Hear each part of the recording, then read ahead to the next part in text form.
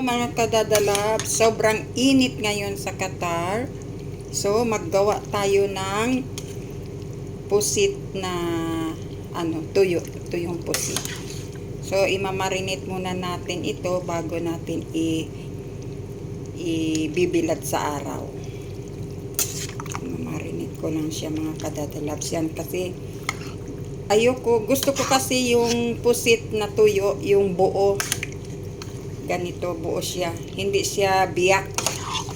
Kasi yung nabibiyak kasi na pusit, parang sa akin parang wala siyang lasa. Tapos lalo na pag matagal na yung tuyo mo, pag prinito mo, matigas siya.